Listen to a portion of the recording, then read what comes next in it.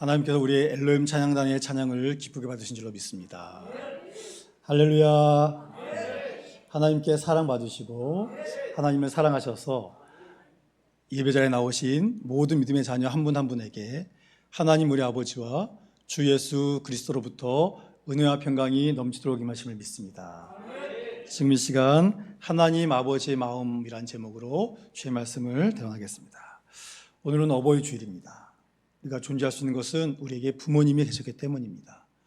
부모님께서 낳아주시고 또 먹여주시고 길러주시고 성장케 하신 그 은혜 때문에 오늘 우리는 이곳에 있게 된 것입니다. 제가 인터넷에서 재밌는 글을 보았습니다. 우리 엄마는 이라는 제목으로 딸이 연령대별로 엄마에게 하는 말이 이런 것이다 하는 글을 제가 읽어드리겠습니다. 4살, 엄마 사랑해요. 5살, 말 잘 들을게요. 14살, 아무것도 모르면서 그만해요. 19살, 빨리 독립하고 싶어요. 삐뚤어지기 시작합니다. 27살, 엄마 말이 맞았어요. 35살, 엄마 보고 싶어요. 집에 가고 싶어. 엄마가 그리워집니다. 50살, 엄마가 있어서 너무 좋아요. 65세, 나 엄마 꿈 꿨어요. 꿈에서라도 보고 싶어요. 엄마가 많이 그리워집니다. 우리 아빠는 이라는 아들이 또 하는 말이 있습니다. 아들이 연령대별로 아빠에게 하는 말입니다. 4살, 아빠는 슈퍼맨. 11살, 나도 그거 갖고 싶어요. 아빠가 하는 건 다 멋져 보이기 때문이죠. 18살, 알아서 할게요. 25살, 다녀오겠습니다. 다녀왔습니다. 말도 섞지 않습니다. 35살, 사회생활 해보니 아빠 마음을 알겠어요. 40살, 아빠가 많이 늙어 보이고 작아 보이네. 아빠가 생각이 납니다. 47살, 아빠 가장의 무게에 힘드셨지요. 55살, 아빠라면 어떻게 하셨을까? 조언 듣고 싶어요. 65세, 나도 아빠처럼 자식에게 지붕이 되었기를. 자녀는 항상 모든 걸 뒤늦게 깨닫는 것만 같습니다. 부모님께 모든 사랑을 받았으면서도 자신이 알아서 성장한 것 같은 말과 행동을 하기도 합니다. 그럼에도 불구하고 부모님은 언제나 자녀에게 사랑을 주십니다. 그리고 자녀에게 지붕이 되어 주십니다. 우리는 어버이 주일에 예배를 드리면서 우리에게 그 귀한 사랑을 주신 부모님의 사랑, 그 부모님의 사랑의 원형이신 하나님 아버지의 마음을 살펴보고자 합니다. 우리에게 부모님을 주신 이유가 뭘까요? 내가 너희를 그렇게 사랑하기 때문이다. 나는 너희 부모보다 더 깊은 사랑으로 너희를 사랑하는 내 마음을 알아다오. 주님이 그 마음을 우리에게 보여주고자 하시는 것입니다. 여러분, 하나님 하면 사랑이 가장 먼저 떠오르죠. 왜냐하면 성경 전체에 하나님의 사랑이 가득히 기록되어 있기 때문입니다. 그렇다면 성경을 펼쳐서 가장 먼저 보게 되는 하나님은 어떤 분이십니까? 천지를 창조하신 전능하신 하나님 아버지십니다. 지금 우리는 온 우주를 창조하신 하나님 아버지의 사랑을 받고 있는 겁니다. 그런데 이 사랑이 내가 절대자다, 너희 내가 만들었으니까 내가 너희 돌봐줄게 한 이런 단순한 사랑을 받는다는 게 아니란 뜻입니다. 우리가 받는 사랑은 자녀를 품으시고 그 자녀가 실수하고 배신해도 끝까지 책임지는 아버지의 사랑을 받고 있다 하는 것을 성경을 통해서 알려주고 있습니다. 오늘 본문 호세아 11장이 그 내용을 자세히 알려주십니다. 본문 1절 말씀 함께 읽겠습니다. 시작.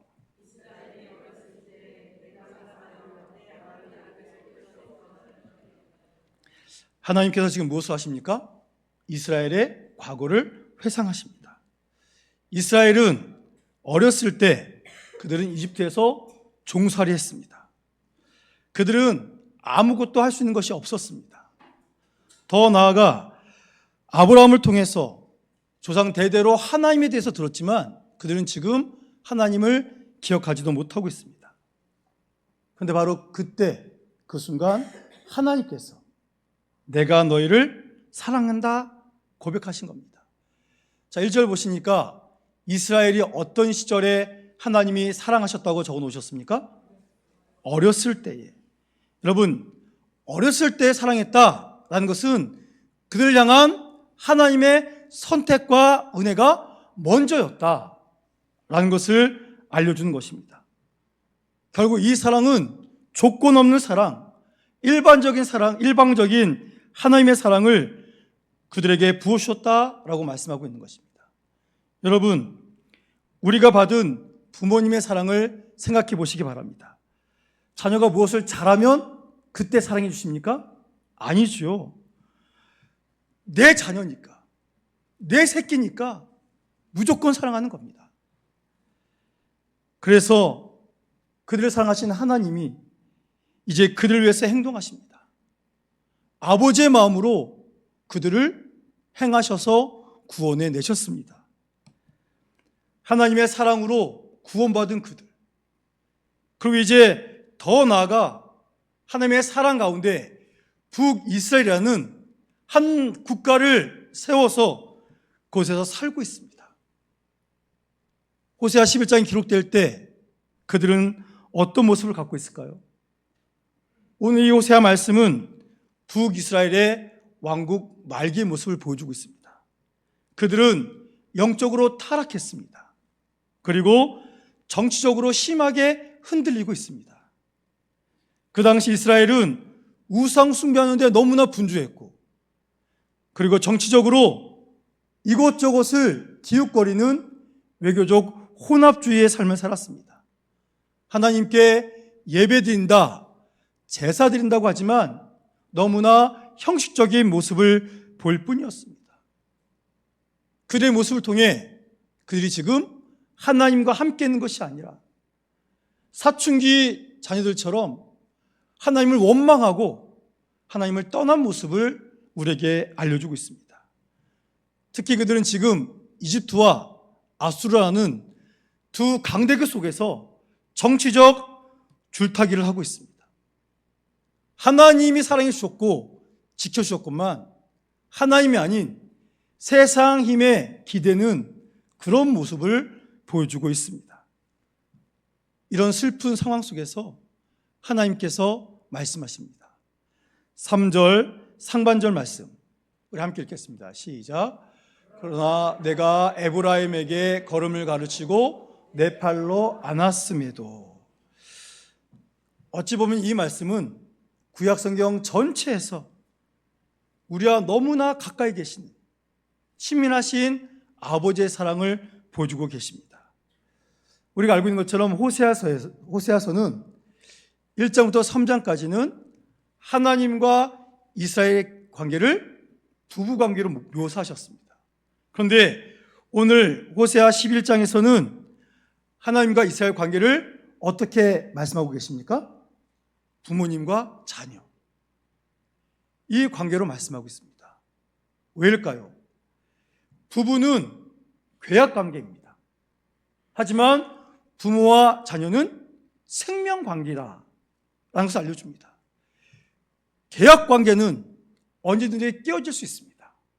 그러나 피로 맺어진 생명의 관계는 결코 끊어질 수 없다 하는 하나님의 그 마음을 우리에게 알려주고 계신 것입니다. 그래서 하나님은 1절에서는 이스라엘을 내 아들이라 부르셨고, 그리고 지금 3절에서는 이스라엘을 에브라임이다 라고 부르셨습니다. 에브라임은 북이스라엘의 지파 중에 대표성을 띠고 있습니다. 하나님께서 북이스라엘을 너무 사랑하실 때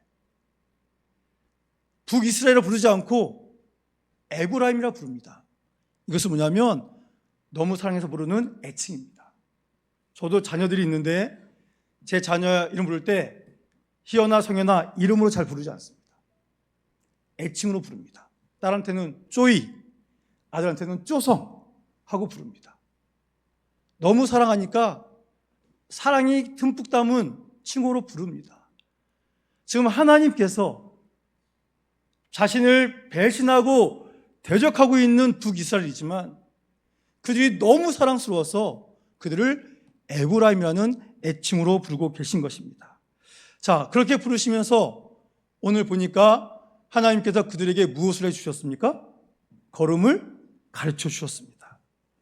여러분, 우리가 태어나면 할 줄 아는 게 있습니까? 아무것도 없습니다.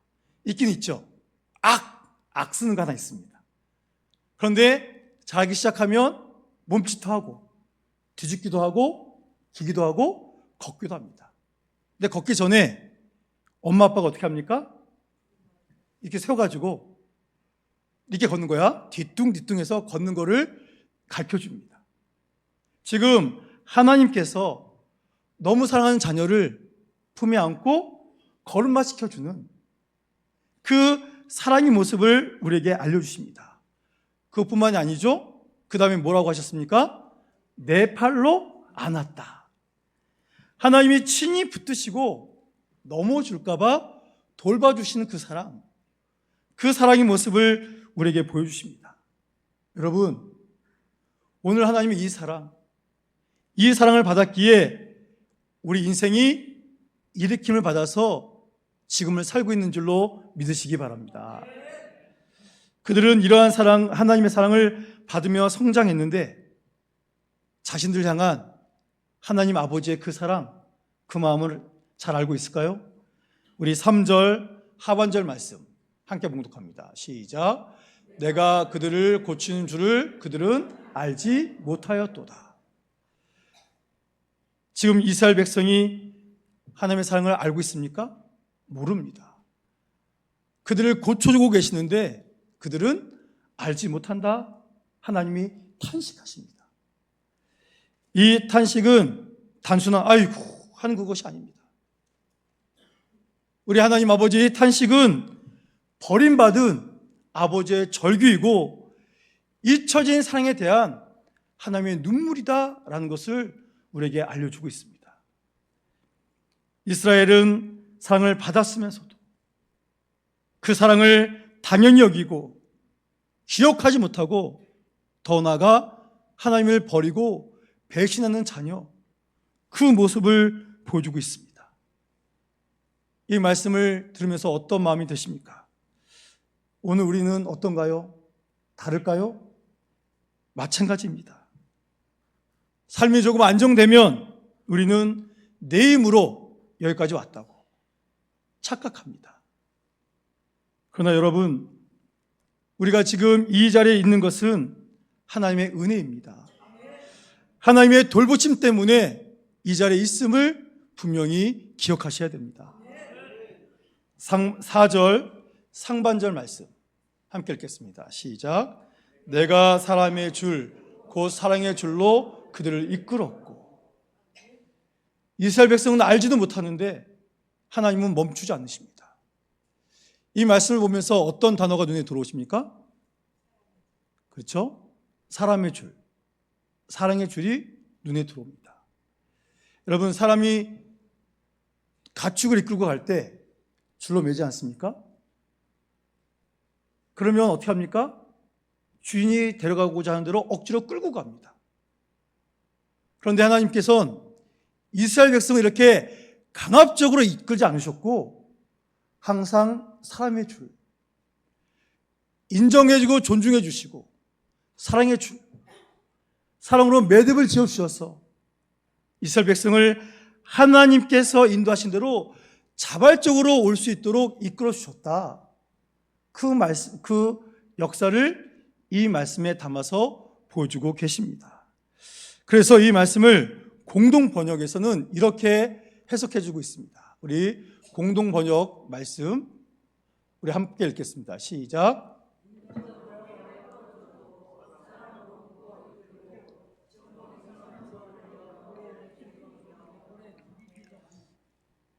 자, 이 말씀을 보니까 하나님의 애정 표현이 너무 잘 보이지 않습니까?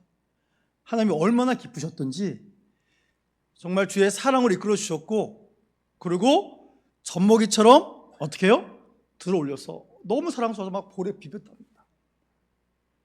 자녀가 너무 이쁘면 그러지 않습니까? 이 말씀 보면서 하나님이 나를 그렇게 지금도 사랑해 주시는구나.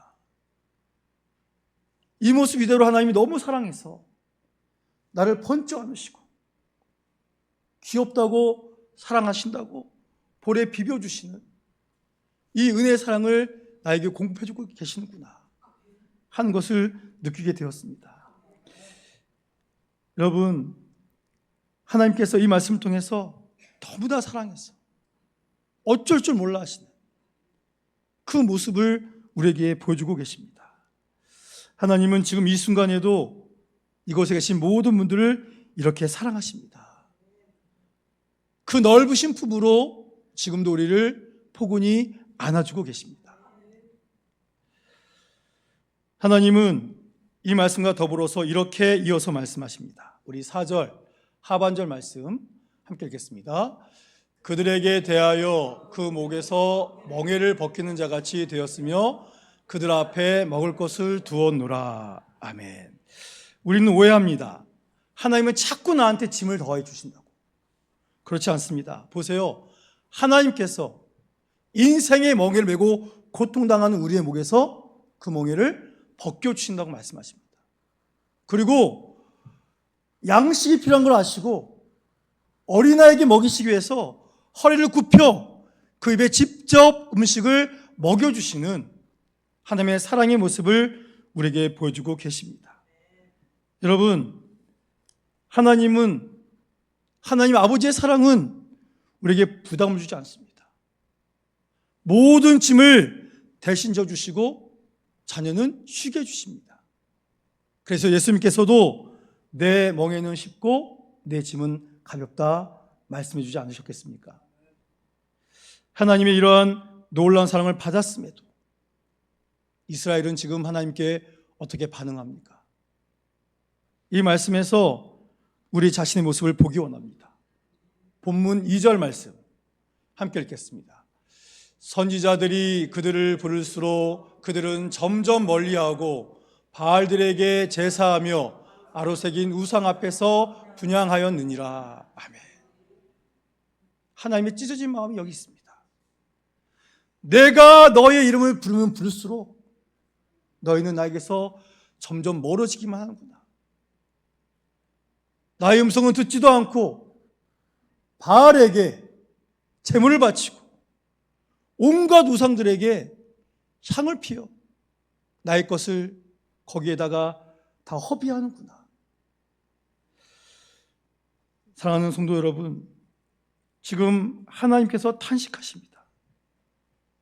그런데 우리들도 하나님이 부르시는데 하나님에게서 점점 멀어지고 있지 않습니까? 하나님의 품에서 벗어나려고 하고 온갖 우상, 온갖 세상 것만 기뻐하면서 거기에 하나님이 주신 모든 것을 허비하고 있지 않습니까? 여러분, 주님께서 우리 인생을 인도하셨건만 내 힘으로 살아왔다고 고집부리고 있지 않습니까? 오늘 우리가 이 자리에 있기까지 안아주시고 고쳐주시고 먹여주셨음에도 불구하고 그 하나님의 사랑을 잊은 채로 더 배신하면서 세상 힘, 세상 방법, 세상 뜻대로 살아가기 위해서 너무 분주하게 살아가고 있지 않습니까? 여러분 기억하십시오. 세상은 우리에게 죽음만 가져다 줄 뿐입니다. 우리에게 생명 주신 분은 오직 하나님 아버지뿐이십니다. 오늘 본문을 통해서 우리를 향한 하나님 아버지의 마음, 깊고 애끓는 그 사랑을 우리에게 말씀하십니다. 하나님은 여전히 사랑의 줄을 놓지 않으십니다. 자녀에게 외면당하고 버림받으심에도 하나님은 이렇게 고백하십니다. 호세아 11장 8절 말씀 함께 읽겠습니다. 시작.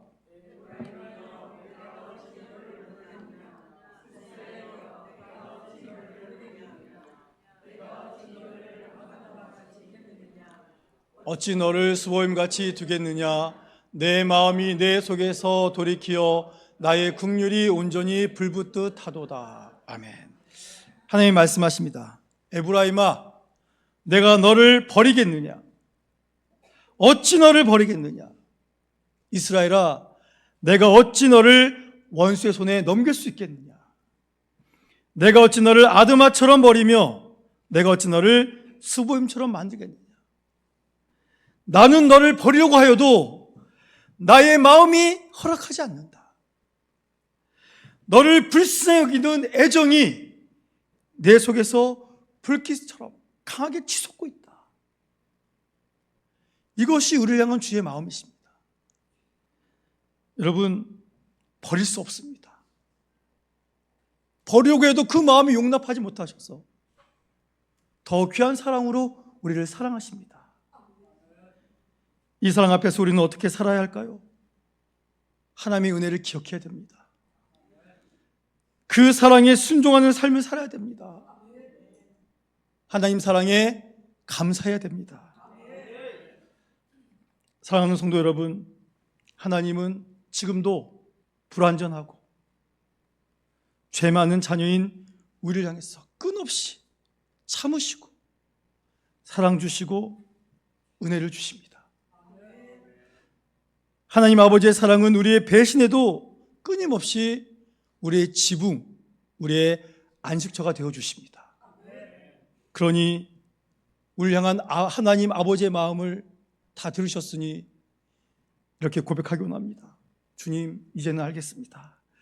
하나님 아버지의 사랑을 기억하고 그 뜻대로 살겠습니다.